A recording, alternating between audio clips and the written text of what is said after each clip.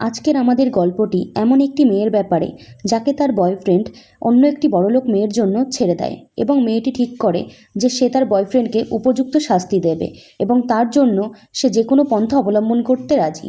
তো চলুন গল্পটি শুরু করা যাক। গল্পের শুরুতে আমরা দেখতে পাই যে একটি কোম্পানিকে দেখানো হয় যেখানে লোকজন খুব তাড়াহুড়োতে এবং কাজে ব্যস্ত রয়েছে। তখনই একটি মোবাইল বেজে ওঠে। ফোন থেকে একজন বলে, হ্যালো, আপনি কি ফাইন্যান্সের রিপোর্টার সিলভিয়া বলছেন? মেয়েটি বলে, হ্যাঁ। ফোনের ওপাশ থেকে লোকটি বলে, আমি লিউক চেস, এভারগ্রিন ব্যাংকের সিইওর অফিস থেকে বলছি। আপনি 1 মাস আগে যে ইন্টারভিউয়ের জন্য অ্যাপয়েন্টমেন্ট নিয়েছিলেন সেটি কিছু কারণবশত 1 সপ্তাহ পর ছাড়া অ্যারেঞ্জ করা সম্ভব নয়। সিলভিয়া মনে মনে বলে, এটা কোনোভাবেই মেনে নেওয়া যায় না। ইন্টারভিউ টাইম মতো না নিলে পরে তার কোনো দাম থাকবে না। সে বলে যে 1 সপ্তাহ একটু বেশি দেরি হয়ে যাবে। কোনোভাবে কি সেটা আগে করা যায় না? আজকে রাতে যদি হয় তা সে ইন্টারভিউ নিতে পৌঁছে যাবে।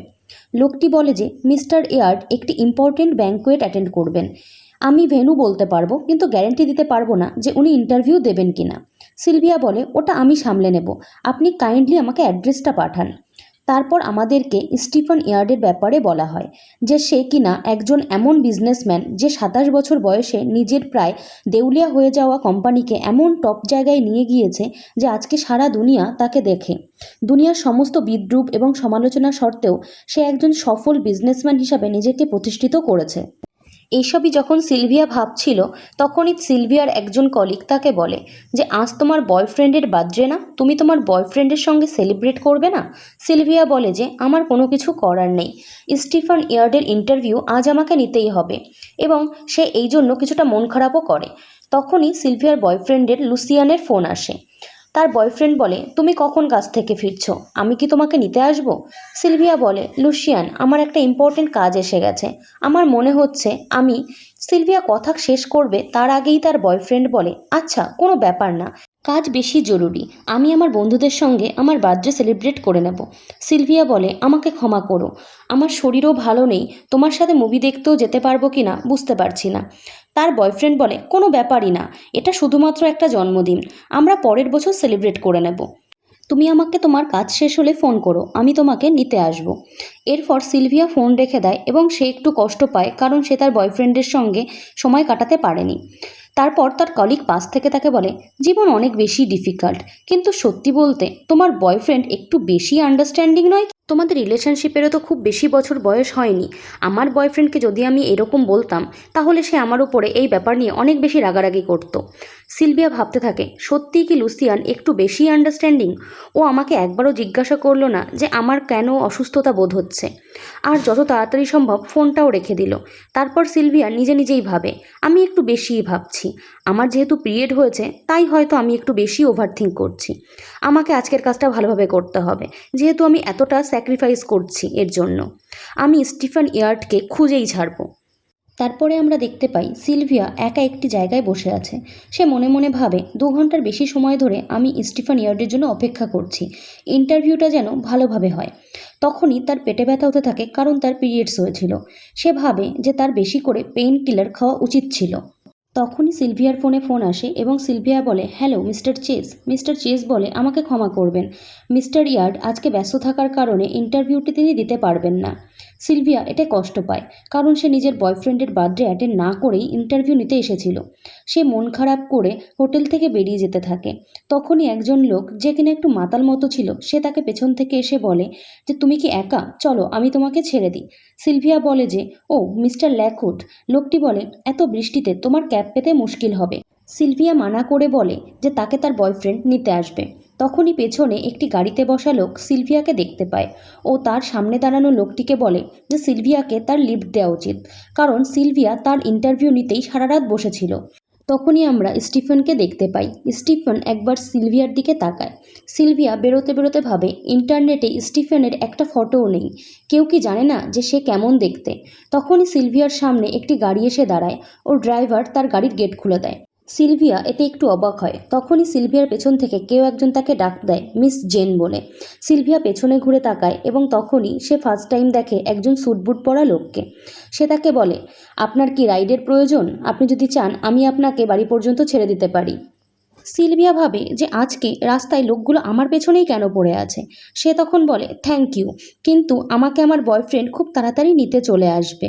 তারপর স্টিফেন তার দিকে কিছুক্ষণ তাকায় এবং মুচকি হাসে এবং তারা দুজন একে অপরের রাস্তায় চলে যায়। কিছুক্ষণ পর আমরা দেখতে পাই সিলভিয়া তার বয়ফ্রেন্ডের সঙ্গে গাড়িতে বসে আছে এবং তার বয়ফ্রেন্ড তাকে বলে আই অ্যাম সরি, আসলে আমি এই রাস্তায় নতুন এবং আমি বুঝতেই পারছিলাম না যে কোন দিক দিয়ে আসবো, তাই ঘুরে আসতে গিয়ে আমার কিছুটা লেট হয়ে গেছে। সিলভিয়া তাকে বলে এটা কোনো ব্যাপারই না, তুমি এসেছো এটাই আমার জন্য অনেক।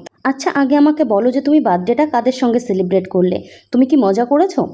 লুসিয়ান কিছুই বলতে পারে না, সে প্রথমে ঢোক গেলে তারপরে কথাটা ঘোরাতে চায়। লুসিয়ানকে চুপ থাকতে দেখে সিলভিয়া বলে তুমি কি ফেন্টনের সঙ্গে সেলিব্রেট করছিলে? লুসিয়ান বলে হ্যাঁ হ্যাঁ একদমই ঠিক ধরেছো, দেখেছো তুমি আমাকে কত ভালোভাবে জানো। সিলভিয়া তখন বলে যে তোমার গায়ের থেকে এরকম পারফিউমের গন্ধ আসছে কেন? আমার মনে হয় না ফেন্টনের মতো রকম মাচো রকমের একটা ছেলে এরকম কোনো পারফিউম ব্যবহার করবে। আচ্ছা ওর কি কোনো গার্লফ্রেন্ড আছে? লুসিয়ান কথা ঘোরানোর জন্য বলে তুমি চুপচাপ বসো, আমি এখন ড্রাইভিং করছি, আমাকে বিরক্ত করো না। এবং সে তার মাথায় হাত বুলিয়ে দেয় এবং বলে যে ভদ্র মেয়ের মতো হয়ে বসতে।